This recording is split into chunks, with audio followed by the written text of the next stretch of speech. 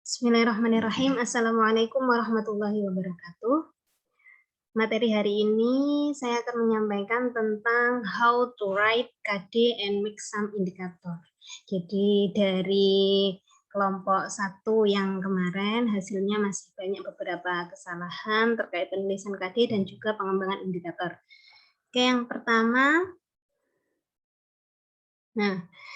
bagaimana caranya untuk menulis KD? Nah, yang pertama yang harus kalian lakukan untuk menulis KD adalah lihat pemetaan KD di buku guru. Nah, tampil seperti ini pemetaan KD-nya. Misal di situ kelas 7 semester 1 ada 5 bab. Bab 1 akidah Islam, bab 2 sifat-sifat Allah, bab 3 taat, ikhlas, khauf, dan tobat, bab 4 adab salat dan dzikir, dan seterusnya. KI-nya sudah ada, kalau KI sama, semua bab sama, KI 1 sampai 4 bunyinya sama.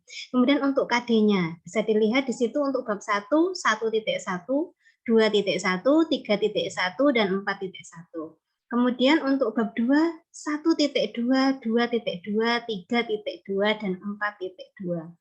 Nah, di sini tidak boleh, kenapa kok tidak terulang lagi 1.1 lagi? Nah, karena angka yang di belakang itu menandakan babnya.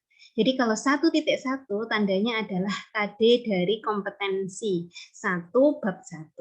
Kalau KD 1.2 itu adalah penjabaran dari KI 1 bab 2. KD 1.3 itu artinya adalah penjabaran dari KI 3, penjabaran dari KI 1 bab 3, dan seterusnya. Nah, jadi kalian berpedoman pada penulisan KD di buku guru ini. Kemudian selanjutnya, setelah tadi melihat pemetaan di buku guru, kemudian kalian lihat isi KD-nya di buku ajar siswa. Ini contoh saya ambilkan bab 2 ya. Bab 2 tentang sifat-sifat wajib Allah. Di situ KD-nya 1.2 bunyinya menghayati dan mengimani sifat-sifat wajib Allah yang nafsiyah, salbiyah, ma'ani, dan ma'nawiyah. 2.2 menampilkan perilaku mengimani sifat-sifat Allah. 3.2 dan seterusnya. Di sini sudah tercerminkan bahwa bab 2 maka belakangnya adalah angka 2. Kalau nanti KD-nya bab 3, belakangnya ada angka 3, 1.3. Nah, itu bisa kalian lihat di buku ajar siswa. Oke, selanjutnya adalah cara mengembangkan indikator. Bagaimana cara membuat indikator? Yang pertama, buka taksonomi Bloom. Lihat KKO, kata kerja operasional untuk masing-masing aspek.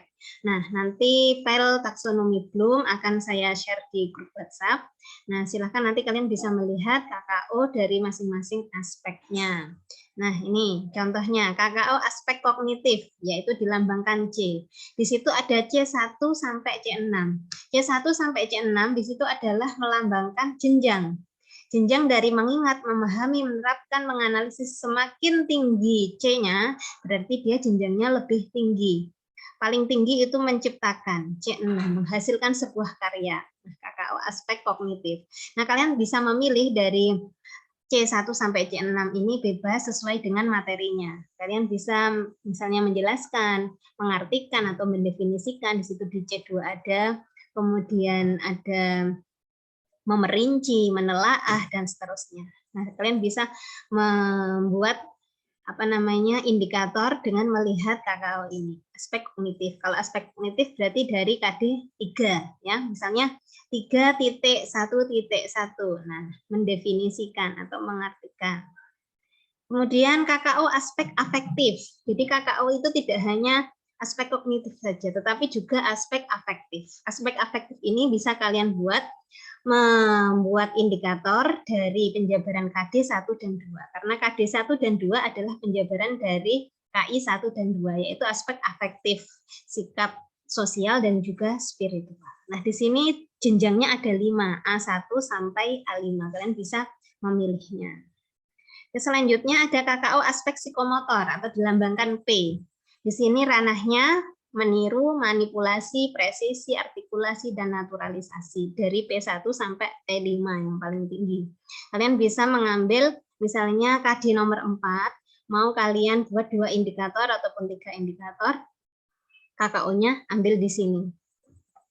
Nah, Kemudian aplikasinya, bagaimana aplikasi penjabaran indikator dari masing-masing KD. Ini saya contohkan ya, contoh dari bab 3 tentang ikhlas, taat, khauf, dan tobat dalam kehidupan sehari-hari.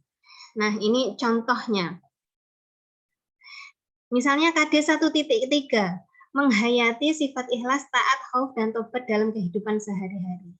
Nah, kemudian dijabarkan menjadi indikator 1.3.1.